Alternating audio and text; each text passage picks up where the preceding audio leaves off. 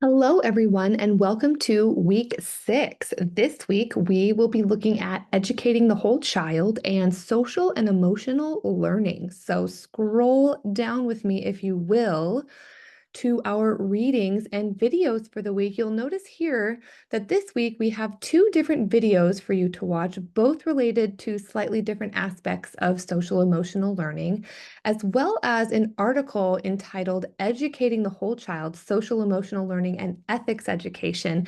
And this article provides some really thought-provoking information about the relationship between social and emotional learning and ethics and competencies related to ethics. Do they go together? Are they separate? How are they interwoven?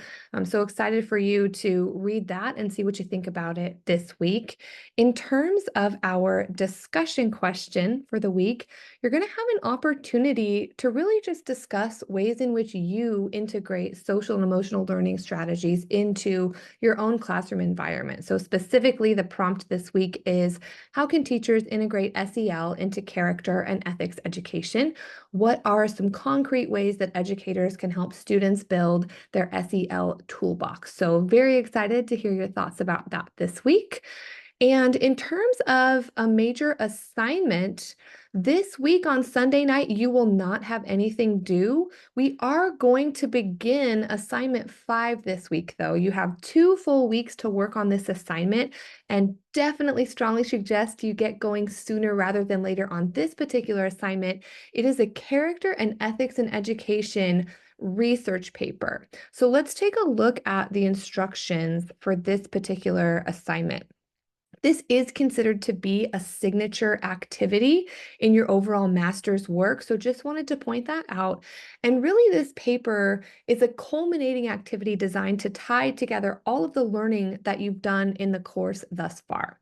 So in a 6 to 8 page paper, you're going to A, identify a theologian, philosopher, practitioner, or psychologist whom you admire who's contributed to the body of research on character education or ethical decision making. So you're just identifying one person here. Then you're going to discuss this individual's contributions to the field. After that, you're going to explain the importance of character education in our schools, noting why and how this particular individual's research should be used as the basis for any quality character education program. What's their unique contribution? You're going to also consider an ethical framework that could be adopted as part of the character education program and talk a little bit about what this framework might look like. As you write your paper, be sure to justify the teaching of ethics, morals, and values in today's classrooms. As with all of our assignments, it is required that you use APA 7th style headings to organize your work for this particular assignment. And please use a minimum of 3 scholarly references. You are always welcome to use more. Again, this is not going to be due this upcoming Sunday, but rather Sunday by 11:59 p.m. of week 7. Okay. Also, just scrolling down here, I want to highlight for you that this is the one assignment for this course that does need to be submitted to OWL. And so in addition to submitting your research paper as a Word document and as a PDF, you'll also be submitting a screenshot showing that your paper has been submitted and edited by OWL. Okay, so again, you have 2 weeks to work on this. Please be sure that you spend an adequate amount of time on this assignment. I do strongly recommend that since you will be submitting to OWL, that you draft an entire draft of the research paper by the end of this first week so that you have plenty of time to submit it to OWL and that you have the whole next week then to finalize your work, make any adjustments, those types of things. Okay, so that's going to be what's on the plate over the next couple of weeks coming up related to the assignment. As always, you can take a detailed look at the grading criteria here.